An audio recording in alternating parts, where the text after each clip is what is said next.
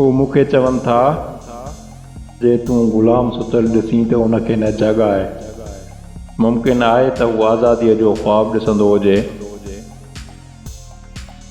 आउं उन्हनि खे चवां थो जे अवीं को ग़ुलाम सुतो ॾिसो त उनखे जगायो ऐं उनखे आज़ादीअ जी ॻाल्हि ॿुधायो।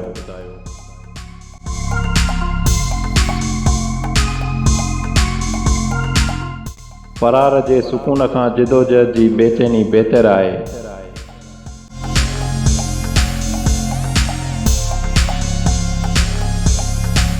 मुर्को खिलो ऐं ख़ुशि थियो। दुनिया वारा तव्हांजी उदासी दूर न करे सघंदा।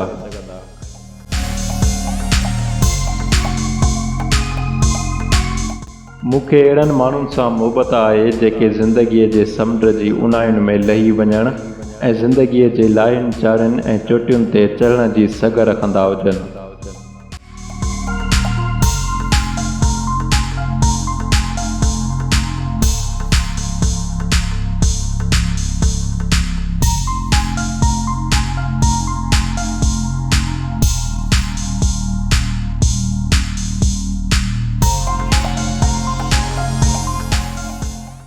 उहे हथ जेके कंडनि जो ताज ठाहिनि था उन्हनि हथनि खां अज़ीम आहिनि जेके कुझु बि नथा कनि।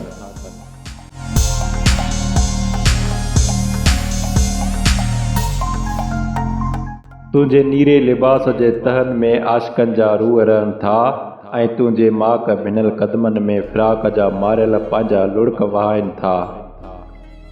तुंहिंजे हथनि जी तरुनि में जिन मां वादियुनि जी ख़ुशबू अचे थी, ग़रीबुल वतननि खे सुकून मिले थो।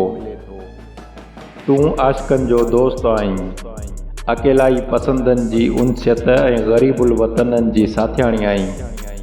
तुंहिंजी छांव में शाइरनि जे जज़्बनि खे आसूदगी मिले थी ऐं पैगंबरनि जूं दिलियूं बेदार थियनि थियूं ऐं तुंहिंजे ज़ुल्फ़नि जी छांव में मुफ़क्किरनि जो फ़िक्र उजागर थिए थो ऐं संदन तख़लीक़ी क़ुव्वतूं हिकु नओं जनमु वठनि थियूं। तोमां शाइरनि जे कलम खे तहरिक मिले थो। पैगंबर तोमां इनक़लाब जो सबक़ विराइनि था ऐं फ़िलासफ़रनि खे तोमां रहनुमाई मिले थी।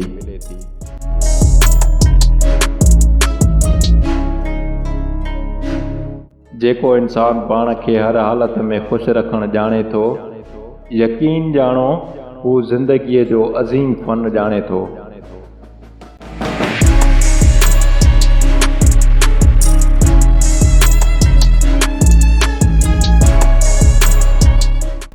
मुंहिंजी क़ौम जा वारिस पंहिंजी ज़मीन ते बुखिया ऐं उञा मारिया विया, जंहिं ज़मीन ते खीर ऐं माखीअ जूं नदियूं वहंदियूं हुयूं।